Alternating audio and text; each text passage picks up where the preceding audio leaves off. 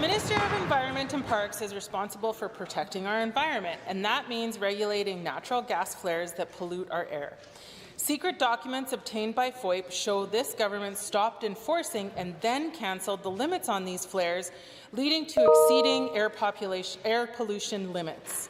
The ministries did it all hush-hush, Mr. Speaker. No transparency, no accountability. If the minister's job is to keep our air clean, why did she pressure the AER to sweep its enforcement duties under the rug? The Honourable Minister for the Environment. Thank you very much, Mr. Speaker. There is nothing secretive about this. All of this information is posted online, and we also undertook an engagement to determine what decision to make following this report. We removed the unnecessary solution gas flaring limit because it was arbitrary, it was outdated, it wasn't used anywhere else in Canada, Mr. Speaker. It was introduced over 20 years ago, and it no longer worked for the development that we were seeing here in Alberta. It was originally meant to reduce smoke odors and local air pollution, all of which have declined significantly over the last 20 years. Sounds good. Honourable member.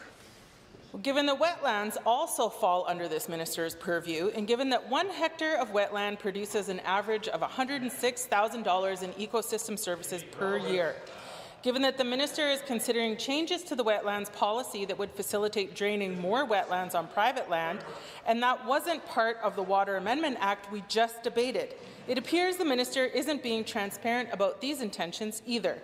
Who has the minister consulted with about these changes to the wetlands policy, and why aren't we debating them in the House?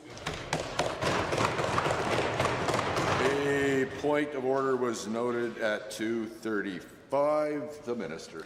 Thank you very much, Mr. Speaker. Despite the fact that there is absolutely no connection between those two questions, I'm happy to stand up and talk about both the Water Act and the wetlands policy that we do have in place. Mr. Speaker, I'm so very proud of Bill 7, the work that we undertook to overhaul the legislation that governs how we manage water here in Alberta. I'm grateful to the thousands of Albertans who took part in that engagement, and we're hearing great feedback so far. When it comes to the wetland policy, this is a major topic that I've heard, especially from ag producers, around the impacts of our wetland policy. Policy isn't part of legislation, Mr. Speaker, and I'm happy to talk about that with the minister or with the member as well. Thanks for all the help, but I'm going to recognize the member from Banff-Kananaskis. Thank you, Mr. Speaker. Given I'm hearing from stakeholders about that wetlands policy as well, so I look forward to future conversations. Given that the Upper Smoky Land Use Plan is also in this minister's responsibility, given this sub-regional plan was part of a Section 11 agreement with the federal government to recover caribou, given the final plan doesn't protect caribou winter range, only summer range, which could extirpate these herds, given this has led to the federal government needing to come in and do an imminent threat assessment because the minister hasn't done her job to recover caribou. Can the minister explain why she chose to make decisions that necessitated federal interference?